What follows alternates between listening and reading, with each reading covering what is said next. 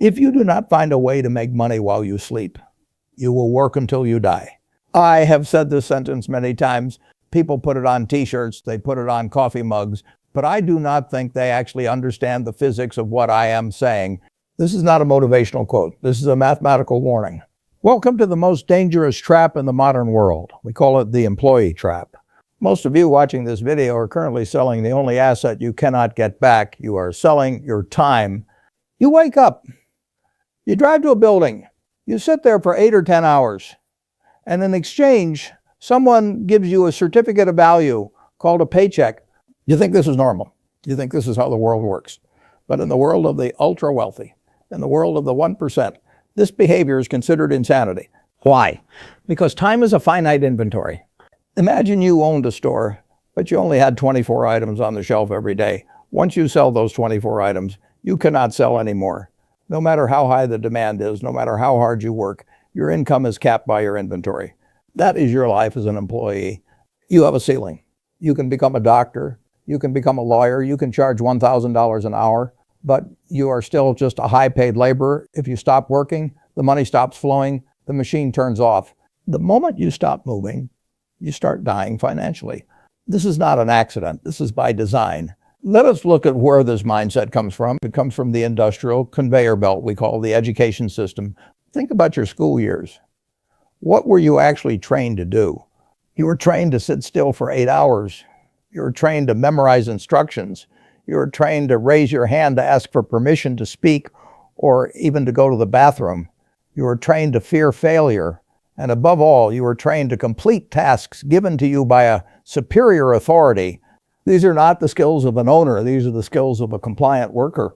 The school system was designed in the Prussian era to produce soldiers and factory workers. It was never designed to produce capitalists. It does not teach you how to read a balance sheet. It does not teach you how to identify a competitive advantage. It does not teach you how to leverage debt or how to build a system that works without you. It teaches you one thing: how to be a specialized part in a machine that someone else owns. And when you graduate, you are handed the ultimate leash. It is called the salary. Nassim Taleb once said that the 3 most harmful addictions are heroin, carbohydrates, and a monthly salary. He was right. A salary is a drug. It is a steady drip of morphine that numbs your ambition. It gives you the illusion of safety. You know exactly how much is coming in on the 15th of the month. This predictability feels good. It feels safe. But it destroys your ability to hunt. In the wild, a wolf does not know when its next meal is coming. So it stays sharp, it stays hungry, it learns to read the environment. A dog in a cage knows exactly when the bowl will be filled. So it sleeps, it gets fat, it loses its instincts. Most people are domesticated dogs living in a cage made of gold. They have traded their freedom for a bowl of food. But here's the problem with the cage. The owner of the cage can stop feeding you at any moment. We see this in every recession. We see this when technology changes. The loyal employee who sold his time for 30 years is suddenly let go. He is 55 years old. He has no assets. He has no systems. All he has is a resume that says he is good at following orders. And now, nobody wants to give him orders anymore. This is a tragedy of selling time. It works until it does not. And when it stops working, the fall is catastrophic. So today, we are going to break this programming. We're going to uninstall the employee operating system from your brain. We are going to look at the mathematics of serfdom. We are going to look at why tax laws are written to punish workers and reward owners. And we are going to talk about how to decouple your time from your money. You do not need to quit your job tomorrow. That would be foolish. But you need to quit the mindset today. You need to stop viewing yourself as a worker who gets paid to do a job. And you need to start viewing yourself as a business that is currently selling its services to a single customer. The difference sounds small, but the difference is everything. One path leads to a lifetime of anxiety and a retirement of poverty. The other path leads to true independence. Let us begin the deprogramming. Welcome to part 2, the mathematics of serfdom. Most people think the game is rigged. They are right, but they do not understand how it is rigged. They think it is rigged by corruption. No, it is rigged by math. Lesson 1, the tax penalty. If you look at the tax code of any major country, you will see a clear message. The government wants you to be an investor. It does not want you to be a worker. How do I know this? Because of the tax rates. If you go to work and earn a salary, you pay the highest tax rate possible. You pay income tax, you pay payroll tax, you pay Social Security tax. Before that money even hits your bank account, the government takes 30 or 40%. Now look at me. I make my money through capital gains and dividends. I sit in a chair, I allocate capital, and the government taxes me at a much lower rate, sometimes half of what a worker pays. I have famously said that my secretary pays a higher tax rate than I do. People got angry when I said that, and they thought I was bragging. I was not bragging, I was confessing. I was telling you the rules of the game. If you sell your time, you are penalized. If you risk your capital, you are subsidized. Why? Because the system needs capital to grow. It needs factories. It needs innovation. It does not need more people just sitting at desks safe and sound. So if you want to keep more of what you earn, you must stop earning salary and start earning equity. Lesson 2, the inflation lag. This is the silent killer of the working class. When the government prints money, prices go up. We know this. But here is the secret. Prices do not go up for everyone at the same time. Asset prices go up first, the stock market booms, real estate booms, the rich get richer immediately. Then consumer prices go up, bread gets expensive, gas gets expensive. Do you know what goes up last? Your wages. Wages are what economists call sticky. Your boss does not wake up and say, oh, inflation is up 8%, let me give everyone a raise today. No, he waits. He waits a year, maybe 2. By the time you get that 3% raise, you have already lost 10% of your purchasing power. You are running a race where the finish line is moving away from you faster than you can run. As long as you are selling time, you are always on the losing side of the inflation equation. Owners are on the winning side because they own the assets that are repricing upwards. Lesson 3, linear versus exponential. This is the final nail in the coffin. Selling time is linear math. 1 hour equals 1 unit of pay. 10 hours equals 10 units of pay. If you want to make twice as much money, you have to work twice as long. But there is a hard physical limit. You cannot work 25 hours a day. This means your income has a cap. It is mathematically impossible for you to get rich selling time because you run out of time to sell. Wealth is exponential. When I buy a company, I do not need to be there for it to grow. Coca-Cola sells billions of cans a day, whether I get out of bed or not. Apple sells iPhones in every country on earth while I am playing bridge. That is exponential growth. My income is not tied to my effort. It is tied to the efficiency of the system I own. If you are a doctor, you are smart, but you are linear. If your hands stop moving, your income hits 0. If you build a medical software company, you are exponential. You can be on a beach and the software is still billing patients. You have to move from linear to exponential. You have to move from selling hours to owning outcomes. If you do not make this shift, you will always be one bad health diagnosis away from poverty. Now that we understand the math, we have to understand why you are still doing it. Why do you keep showing up to a game you are mathematically guaranteed to lose? The answer is in your head. It is an addiction. Welcome to part 3, the psychology of the paycheck. Now that we have proven that selling your time is mathematically a losing game, we have to ask a difficult question. Why do 99% of people still do it? Why do smart people with degrees from Harvard and Yale, fight tooth and nail to get a job that pays them for their time? The answer is not logic. The answer is biology. Lesson 4, the heroine of the 15th and 30th. Now, Nassim Taleb was not joking when he said the 3 most harmful addictions are heroin, carbohydrates, and a monthly salary. Let us look at how a salary works on your brain. Human beings are wired to seek patterns and safety. The unknown terrifies us. When you get a paycheck every 2 weeks, it triggers a dopamine release. It tells your brain you are safe, you have food, you do not need to hunt. Over time, this creates a dependency. You start to organize your entire life around that drip. You buy a house that requires that drip. You buy a car that requires that drip. You become terrified of the silence between checks.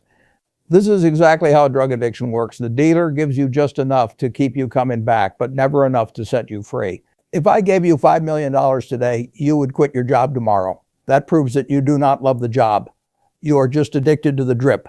The price of this addiction is your dreams. I have seen brilliant men who could have built empires, but they took a high-paying job at a law firm or a bank. They got hooked on the lifestyle, and 20 years later, they are just tired employees with expensive habits. They traded their potential for certainty. Lesson 5, the busy badge of honor. This is the second psychological trap. In the corporate world, if you ask someone how they are, they say, oh, I am so busy. I am swamped. They say this with pride. They wear their exhaustion like a medal. In my world, being busy is not a sign of success. It is a sign of a lack of focus. It is a sign of mental laziness. If you look at my calendar, you will see days that are completely blank. If you look at Charlie Munger's calendar, you would have thought he was retired for 40 years. We are not busy. We are thinking. The employee mindset tells you that activity equals productivity. If you are sweating, you must be working. The owner mindset knows that thinking equals value. If you spend all day chopping wood, you are too busy to design a chainsaw. Most employees use busyness as a shield. They fill their calendars with meetings and emails so they do not have to face the hard, scary work of thinking about their future. They are run on a hamster wheel. They are sweating. They are tired, but they are not going anywhere. You have to stop being proud of how hard you work and start being obsessed with how smart you work. Lesson 6, the social validation trap. This is the final chain that holds you down. Corporations are geniuses at manipulation. They know they cannot pay you what you are truly worth, or they would go broke. So they pay you in something else. They pay you in status. They give you a title, vice president, director, senior manager. These titles cost the company nothing, but they mean everything to your ego. You put that title on your LinkedIn profile. You give that business card to your friends. It makes you feel important. It makes you feel like you are somebody. But here is the brutal truth. That title is not an asset. It is a liability. It is a golden handcuff. I have seen people refuse to leave a job where they were miserable simply because they did not want to lose the title of vice president. They valued the applause of the crowd more than their own financial freedom. When I closed my investment partnership in the 1960s, people thought I was crazy. I was walking away from prestige. I was walking away from Wall Street. But I did not care about the outer scorecard. I cared about the inner scorecard. I knew that if I wanted to build real wealth, I needed to step out of the spotlight and focus on the compounding. You have to be willing to look like a nobody for a few years so you can live like a king for the rest of your life. You have to be willing to give up the title, give up the busy badge, and give up the steady drip of the salary. It is scary. I know your brain will scream at you. Your friends will question you. But remember, the wolf on the hill is not as hungry as the wolf climbing the hill. But the wolf in the cage is not hungry at all. He is just waiting for the slaughter. So how do we break out of the cage? How do we rewrite the operating system? We need to install a new code. We need to learn the owner's operating system. Welcome to part 4, the owner's operating system. We are now going to install the software that makes the rich get richer. You do not need to be a genius to run this software. You just need to understand 3 lines of code. Lesson 7, the art of equity. If you take nothing else from this video, take this. You will never get rich renting out your time. You must own a piece of a business. This is called equity. When I was young, I realized that if I worked for a salary, my money stopped when I stopped. But if I owned a stock, that stock was working for me 24 hours a day. Think of every dollar in your pocket as a soldier. You can send that soldier to the bar to buy a beer and he dies. He is gone forever. Or you can recruit him into your army. You can invest him, and now he goes out and captures more dollars for you. And those new dollars capture even more dollars. Soon, you have an army of thousands of soldiers working for you while you sleep. Most people kill their soldiers. They spend them on liabilities. The owner mindset is different. The owner eats last. The owner takes every spare dollar and buys freedom. You do not need to start a company to have equity. The stock market is the greatest wealth creation machine in history because it allows you to buy a piece of other people's brilliance. I did not build Coca-Cola. I just bought the equity. And now every time someone opens a can, I get paid. Lesson 8, leverage without permission. For 5,000 years, if you wanted to get rich, you needed leverage. There were only 2 kinds of leverage, labor and capital. To use labor leverage, you needed to hire people. That is hard. People are expensive and difficult to manage. To use capital leverage, you needed to borrow money. That is risky. If you are wrong, you go bankrupt. But today, we live in a miracle age. There is a 3rd kind of leverage. We call it zero marginal cost leverage. This includes code and media. If you write a piece of software, it costs you time to write it once, but then you can sell it 1 million times. The cost of replicating it is 0. If you make a YouTube video like this one, It takes effort to make it once, but then it can be watched by 10 million people. It works for you while you are sleeping. It works for you while you are on vacation. This is the new oil. You do not need anyone's permission to use this leverage. You do not need a bank loan. You do not need a boss. You just need a laptop and a brain. If you are still selling your time 1 hour at a time, you are fighting a nuclear war with a stick. You must build things that can be duplicated without your involvement. Lesson 9, thinking in systems. The final piece of the owner's operating system is how you look at problems. An employee looks at a problem and says, I need to solve this. An owner looks at a problem and says, I need to build a system that solves this. Look at McDonald's. Is their burger the best in the world? No, but their system is the best in the world. They built a system so robust that any teenager can run it. They removed the need for extraordinary talent. You need to McDonaldize your life.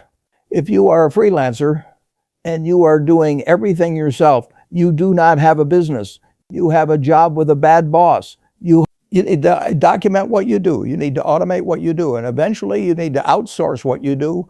Your goal is to make yourself useless to the daily operations of your income stream. If the business depends on you, it is not an asset. It is a liability. I have companies I haven't visited in years. They send me checks. They do not send me problems. That is a system. So stop trying to be the smartest person in the room. Stop trying to work the hardest. Start building an army of dollars. Start using code and media leverage. And start building systems that can run without you. Now you might be thinking, Warren, this sounds great, but I still have bills to pay. I cannot just quit my job. You are right. You need an exit strategy. Welcome to part 5, the escape velocity. So you understand the trap, you understand the math, but you are still stuck in the cage. How do you get out without starving? You do not burn the bridge while you are still standing on it. Lesson 10, the Saturday morning CEO. Most people try to escape the employee trap by quitting their job in a fit of rage. They shout at their boss, they walk out. This is stupid. This is emotional. Capitalists are not emotional. We are calculated. You need to keep your job. Your job is your first investor. It provides the cash flow that funds your escape. But you need to change how you spend your time off. Most employees spend their weekends recovering from their week. They drink, they watch sports, they're recharging their batteries just so they can be exploited again on Monday. The owner spends their weekends building their exit. You are the CEO of your life from Friday night to Monday morning. That is your real job. During those hours, you build the side business, you research the stocks, you write the code, you create the content. You do this until your part-time income exceeds your full-time expenses. This is called escape velocity. Once you hit this number, your boss no longer owns you. You walk into the office with a different energy. You are not there because you have to be. You are there because you choose to be. And let me tell you, there is no feeling in the world better than knowing you can walk away at any moment. Lesson 11, the promotion trap. This is the final test. Just as you are starting to build your escape, the system will try to pull you back in. Your boss will offer you a promotion, more money, a bigger office, a fancier title. You must be ruthless. You must say no. A promotion is usually a trap. It demands more of your mental energy. It demands more of your time. It tightens the golden handcuffs. They are paying you a little bit more to stop you from becoming free. I have seen men destroy their lives chasing the next rung on the corporate ladder. They climb and climb only to realize the ladder is leaning against the wrong wall. Do not be afraid to be a mediocre employee so you can be an exceptional owner. Give the company what they pay for, but give your best energy to yourself. Conclusion, the rocking chair test. We have talked about money. We have talked about math. But ultimately, this is about regret. I want you to imagine you are 90 years old. You are sitting in a rocking chair on your porch. You can no longer work. You can no longer build. You look back at your life. What will you regret more? Will you regret that you did not get that promotion to senior vice president? Will you regret that you did not buy a slightly nicer car in your 30s? Or will you regret that you spent 40 years building someone else's dream while yours gathered dust? Will you regret that you sold your limited time on this earth for a paycheck that is long gone? Time is the only thing you cannot buy back. I have billions of dollars, but I cannot buy yesterday. You have today, you have right now. You can choose to keep selling your time. You can choose to stay on the conveyor belt, or you can choose to stop. You can choose to think. You can choose to build. The door to the cage is open. It has always been open. You just have to be brave enough to walk out. That's all. Thanks for watching.